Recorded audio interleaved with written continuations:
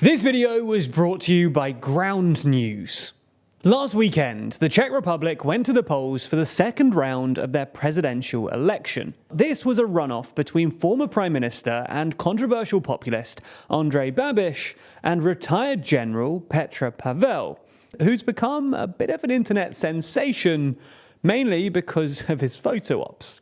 In the end, and to many people's surprise, Pavel won by a landslide, with 58% of the vote and majorities in 11 of the Czech Republic's 14 regions. So in this video, we're going to take a look at how Pavel beat Babis, what this means to the Czech Republic, and why it could be great news for Ukraine.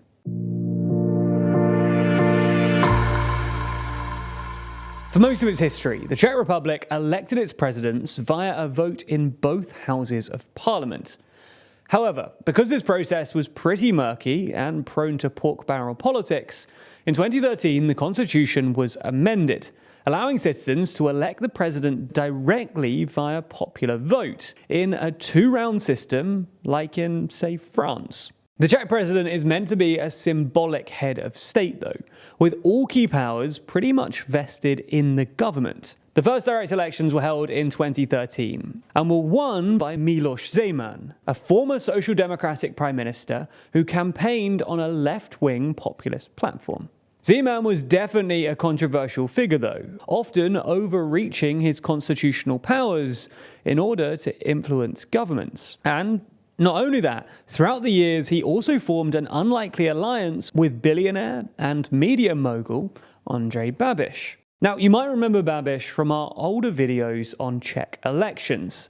Babis, who's actually of Slovak origin, is a former prime minister and leader of the populist ANO movement, which garners support from poorer, working class and elderly citizens. However, his platform contains little to no permanent ideological views, preferring to go with just whatever's in demand within their target demographic. This made Miloš Zeman Babis's logical ally, which is why Babis endorsed Zeman in his successful 2018 re-election bid. However, after the disastrous handling of the COVID pandemic and numerous embezzlement scandals, Babis lost the 2021 parliamentary elections and entered opposition for the first time. In opposition, Babis and the ANO have done exactly what you'd expect of them: criticise the incumbent government for not doing enough to combat the current cost of living crisis that's going on in the Czech Republic and Europe more widely. In fact, for the past year, the ANO has spent most of its time taking pot shots at the government while calling for increased spending and lower taxes, promising that these policies would somehow curb inflation and the deficit at the same time. Now, even if these might not be the most economically sensible policies, they've gone down well with Babis's voter base. And fair enough, who doesn't want more government support during a cost of living crisis? Which is why last year he announced his long-speculated presidential bid, promising to help people in the face of the government's alleged disregard. This time, though, Babis's challenger is Petr Pavel, a retired army general who previously served as the Czech Republic's Chief of General Staff and even the chair of NATO's military committee. Now, his presidential run was rumoured for a long time and came with great preparation, including endorsements from a number of celebrities and generous funding from financial and IT sectors. However, despite being an independent candidate, he has faced criticism for his former allegiance to the communist regime in the 80s, during which he trained to be an intelligence officer. However, Pavel has tried to focus on his military career, even styling himself as General Pavel. He's also played into his tough guy look, riding motorbikes, playing hockey, and chopping wood. Policy-wise, his platform is pretty socially liberal, at least in the context of Czech politics, with a strong pro-NATO and pro-EU foreign policy. He's also noted for his calm and measured demeanour, campaigning on the slogan of order and peace. So, those are the candidates.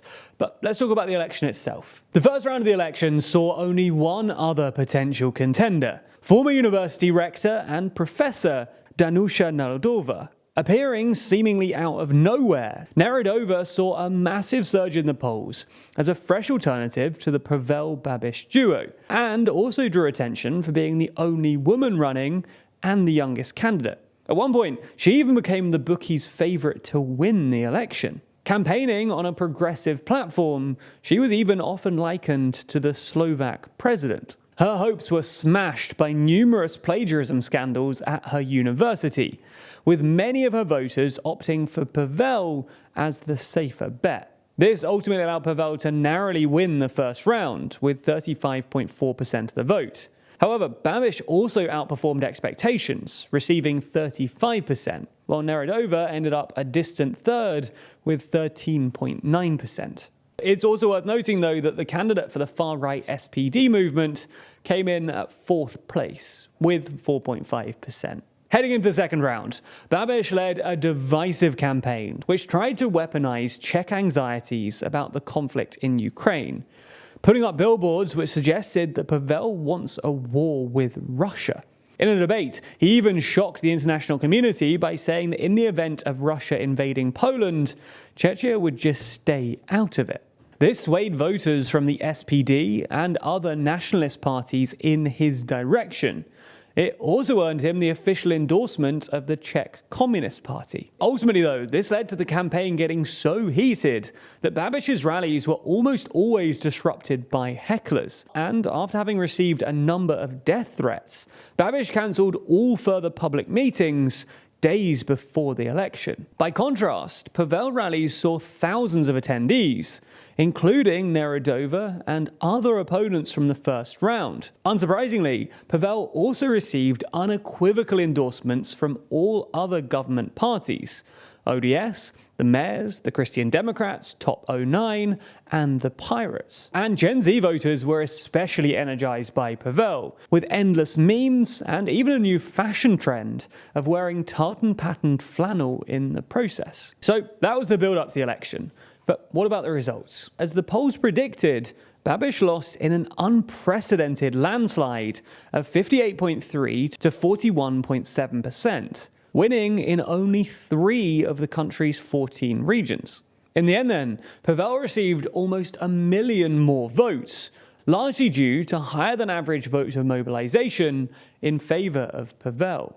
In retrospect, it looks like Babis's campaign was just too narrow. He almost exclusively targeted protest voters and the political extremes, allowing Pavel to become a consensus candidate between the centre-right and centre-left. So while Pavel prepares to enter office in early March, Babis will have to focus on preventing his movement from splintering altogether, since some ranking ANO members have already expressed discontent. Babis's remarks after the election also hinted at the possibility that he might actually quit politics altogether.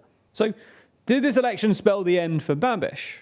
Well, only time will tell, but last week's landmark election seems to suggest that Czech politics are indeed in for a shake-up, which is likely to be supported by many in Europe, and especially in Ukraine. Ultimately though, if you want to keep track of this story, and others like it all around the world, then you should check out Ground News. Ground News is a website and app that puts all of the world's media in one place so that you can compare how news is being covered by different outlets. And that's really important because the way that we understand a story has a lot to do with how it's being framed. Fortunately though, Ground News makes it really easy to sort out what's going on by providing bias, factuality, and ownership ratings for each and every source. For example, with every story, I can see the number of sources reporting it and whether the coverage is evenly distributed across the political spectrum, according to ratings from independent news monitoring organizations. Then I'm able to identify trends, like the types of story which are most covered by one side of the political spectrum or the other. Then, on top of that, I can check how reliable each of the sources are, as well as who owns them. My favorite thing to do, though, is to compare the headlines to see the discrepancies in the language used and the facts prioritized by different media outlets. It really is fascinating to see how different biases and different lenses impact the news, and the ability to do so with Ground News makes it quite unlike any other news app out there. So if you too want to give it a try, then you should go to ground.news/TLDR. There you can subscribe to get unlimited access to all features and support an independent news platform working to make the media landscape more transparent. The link is in the description.